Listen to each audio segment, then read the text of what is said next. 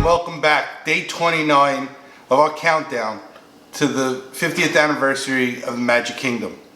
So today is a big one. Today is something that I put it off for a couple of weeks. Good friend of mine, Barry from the Airbnb Disney podcast, Thursday nights, Facebook Live, 8 o'clock. Gotta watch it. Bill and Barry, tons of fun, great information, history on Disney.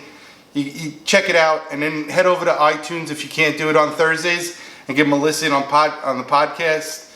5 stars, folks. But Barry had asked me a while ago, hey Chris, I like the turkey sandwich at Sunshine Seasons. Now, I've said in many different overrated, underrated, and I've told him that I consider that area to be the purgatory of Epcot. With all the wonderful food that they have in Epcot, there it's like a shopping mall, and you can get the Chinese food, you can get the pizza, you can get the turkey sandwich. Well, on my last trip with Bill and Barry, right before we went on Soarin', we actually stopped. Barry treated me to the turkey sandwich. Was it good? Yes. Was it different? Yes. Are we gonna make it different? 100%. So today's gonna be an in-depth video on the turkey sandwich. Let's go. Okay, so to start, I have about 1.5 sticks of room temperature butter. It's just cut it up into pieces, leave it out on the counter while you're doing the next step. So I have fresh rosemary and thyme, and we're gonna just give these a rough chop. And you really want to get these in here. Folks, let me show you. When you're taking rosemary and thyme, isn't there a song like that? But let me get a sprig of thyme.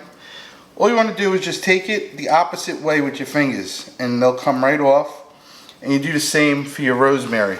I see a lot of people struggle with rosemary, and actually I don't think it gets used enough. Yes, it can taste like a pine tree if it's not used properly, but it adds a lot of flavor, especially when you're cooking something like turkey, because turkey has, believe it or not, a gamey flavor, but it's not strong at all. So we want to keep this as moist and flavorful as possible. Okay, so that's going to go right into our butter. Okay, from there I'm going to take lemon zest. So I just peeled it off. And again, very, very, very thin, fine chopped. Some lemon zest.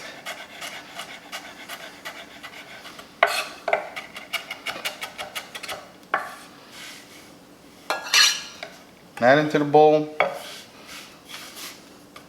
Where's my guy? Okay. So we have butter, lemon zest, thyme, rosemary, good pinch of pepper, a good nice hit of kosher salt into there. Garlic. You want the garlic as minced as possible. Get that in there. That's 1 clove. I'm going to do another clove because you can't have the vampires coming after you. No, it's because it's going to add so much flavor when this gets all cooked down. Okay. And then for our last part, that lemon from the lemon zest, just take it and just zest the lemon. I mean, juice the lemon of a half. Just gonna mash it down and give it a mix. Oh, great smell between the garlic and the citrus, plus the fresh herbs. You could add parsley to this. That wouldn't be a bad idea, but I don't have any, so I'm not adding it. Okay, so we got the butter done. We're gonna do this all in a roasting pan. I'm just going to put this a little off camera so I have some room, and I'll grab my knife. Okay, so folks, this is the essential for anything that you're making, right? It's called mirepoix, right? So it's 50% onion, 25% carrots, 25% celery. I'm going to throw some garlic in today, and I'll show you. All you're doing with this is rough chops, right? Nothing crazy, just some rough chops of these vegetables. I'm going to throw them all in. Doesn't matter which So no. So what this is going to actually do is create a base for our turkey to sit down on. So it's actually not going to be touching the pan. It also adds flavor.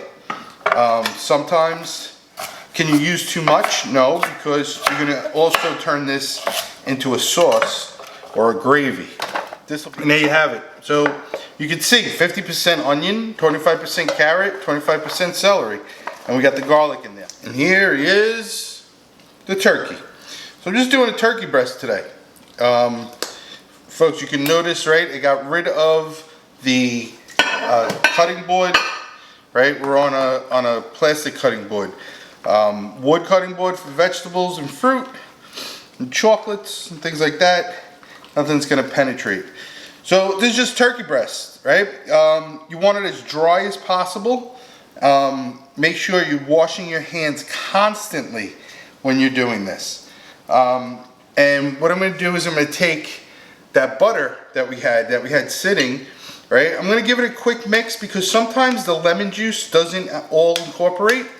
So just at the last minute, you're gonna take some of that, just give it a mix. Now, do the best I can. So I break the sides of the back so that it's flat. And then what you want to do is get your fingers right underneath the skin. I know it's going to sound crazy to some, but if you get your fingers right in underneath, you can make yourself a nice pocket away from the breast meat. So you got there. This isn't a hard process. Does it take time? Yes, but we want the best results possible. Okay, now you're going to take that butter that we made, right? And we're going to go right under the skin. You want to be careful. You don't want it to separate, but you want to get it as far in and smooth out under that skin and across the meat of the breast. And as you can see, I have my whole hand underneath the skin here, and with the butter, I'm just massaging it right into the actual meat of the turkey under the skin. Okay, when you feel like you got enough on there, turn it around. Take the remaining of your butter and you're going to put it all over the turkey. Okay, so you want to bring your pan right over and you get it right into the pan. Here, get rid of this as fast as possible. Okay, now at this point, we're going to finish it with a little bit of olive oil across the top. What that does is actually prevents the butter from burning. So just a little bit and gives it that nice brown color. Okay, so after 10 minutes, you can see nice golden brown on top, so the skin is starting to get there with the olive oil and the butter. This is the part that a lot of people might not understand, but we're going to take bacon and we're going to wrap bacon across the top. And what this is going to do is actually keep in all the flavors and add more fat to the top so that your turkey will not be dry. Because nobody likes dry turkey, and 90% of the people that are watching this have eaten tons of dry turkey on Thanksgiving, and that shouldn't be. So we're going to take this, add that bacon, and this is also going to help for our gravy that we're going to make afterwards. So I've now lowered the oven down to 370, 375, depending on how your oven works. We'll throw it back in the oven and we'll move on to the next. All right, so now we're gonna move on to the next step. Saute pan, olive oil in it. Just a good amount of olive oil, nothing crazy. And we're gonna take our herbs that we just used for the turkey, right? So I have the rosemary and thyme. Actually, you can mix these up together and just give them, this one you want a coarse chop. Nothing crazy though. Coarse chop with your herbs. You're gonna sprinkle the herbs all around. You're gonna put this on the heat and you just want the oil to get warm. You do not want this to get too hot. If you see some bubbles, it's time to go. All right, folks, so now we get to our focaccia bread, right? So the oil and the herbs, those are doing well. Those are infused. I have 1 cup of water, and this is at 130 degrees. I just checked it with my thermometer. You really want to check the temperature of your water when you're making any type of dough. I have 2 1/4 teaspoons of yeast, and that's going to bloom. And I'm going to take the 1/4 of a teaspoon of honey. A little more than 1/4. I want to give this a mix together.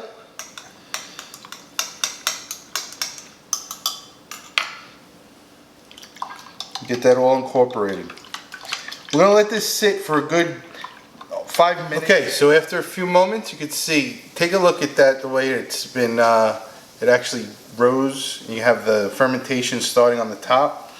So we're going to add this to a bowl. And you can hear it sizzle. That's a beautiful sound, knowing that we're actually doing the right thing. Okay, so we're going to take 1 cup of all-purpose flour. I'm going to add this at this point, just 1 cup.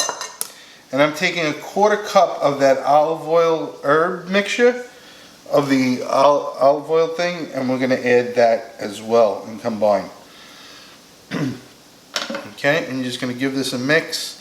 This is not your dough, this is just an infusion that you're actually doing. And then you want to set this aside for another 5 to 10 minutes. Okay, after this is rested for another, I did about 7 minutes, I'm going to add the additional 1 1/4 cup of flour.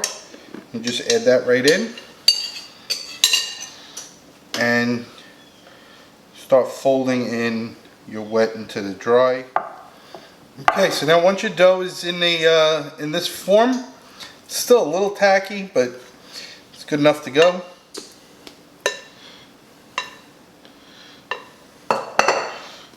Okay, and just wanna knead this about 10 to 15 times as fast as you can. I have a bowl with olive oil in it. Take the olive oil all the way around so it doesn't stick. Down, around the top, across the sides. Cover with a towel and let it rest for an hour. Should double a little bit. Okay, so we're going to take this, the extra oil and herbs, and we're just going to give that a quick splash onto the bottom of a half sheet tray.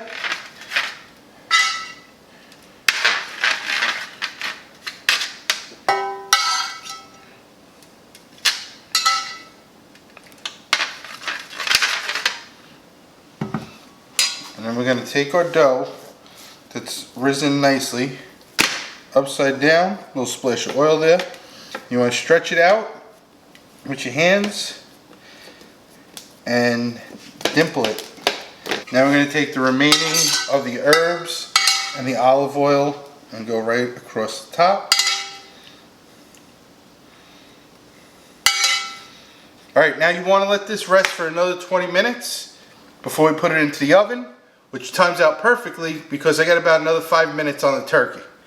So let's put this to the side and pull out that turkey. Alright, turkey's out of the oven. How do we know it's done? How long you cook a turkey? 165, folks. 165 degrees on the thermometer. Turkey is completely done.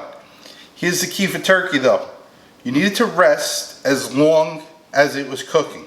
So even though you cook it to temperature, you let the turkey sit and rest out of its juices for the same amount of time. So this took about an hour and 45 minutes. But now we're going to take off the bacon. Look at that. I'm going to show you what we're going to do with all of this good stuff that we have here. So we'll expose what the turkey looks like. Golden brown. The fat from the bacon kept in all those juices. We had that butter in there with the garlic, the thyme, rosemary. Alright, so our turkey is rested. We're going to cut right into this and we're going to start to make the sandwich. Okay, and I'll slice nice big pieces that we're going to do for the sandwich. Let me just show you folks, look at how juicy that is. But we have something extra for that as well. Here's our focaccia. So focaccia bread is done. Olive oil, beautiful. Salt, it's got all the herbs in there. Alright, so for this sandwich, I'm going to make it, oh, that looks good.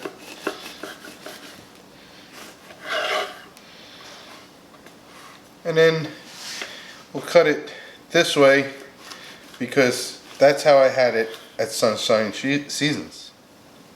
Alright, so we cut our focaccia in a triangle just like it is at Sunshine Seasons or Purgatory. And I'm going to hit that with a little bit of Japanese mayo.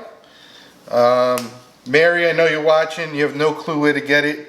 I promise you I'm going to have a detail for you coming very soon. So just stay tuned. So a little bit of Japanese mayo. Then we put some shredded lettuce because that's what they did. So we have the shredded lettuce, Japanese mayo. Now, this is where we're going to do it a little differently. I'm going to take cheese.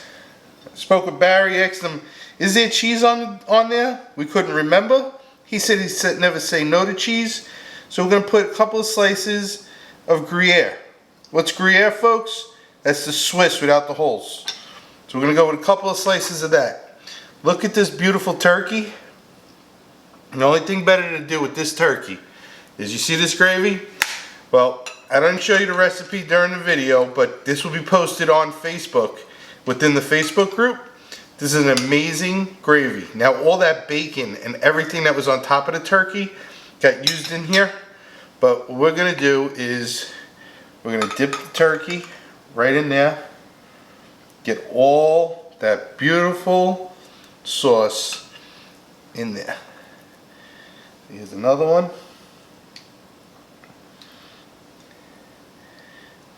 And the last one.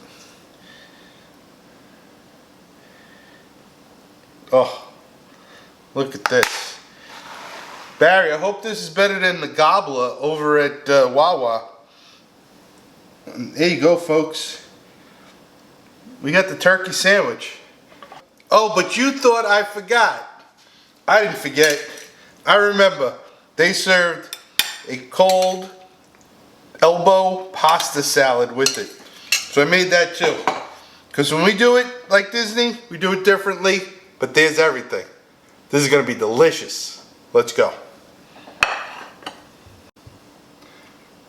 Well, let's see. Well, to you, Barry, Sunshine Season turkey focaccia sandwich. You cut a little piece there. Let's see. Whoa. Oh. The juices coming out of the turkey. A little bit of mayo and that piece of cheese. But by far, what does it more than anything is this bread. This focaccia bread, that changes the game. The herbs in there, the olive oil, the salt, it's amazing. This bread is phenomenal. Folks, even if you just want to make the bread and you want to do the turkey, knock it out. This, I swear by this focaccia. One of the best I've ever made. I hope you liked what you saw. If you did, don't forget to like, subscribe, and share. Tell your friends, tell your friends. And one other thing, that sauce I made, jump over to the Facebook group. I'm going to post a recipe and a couple of videos on how to make that. That's amazing. Till next time.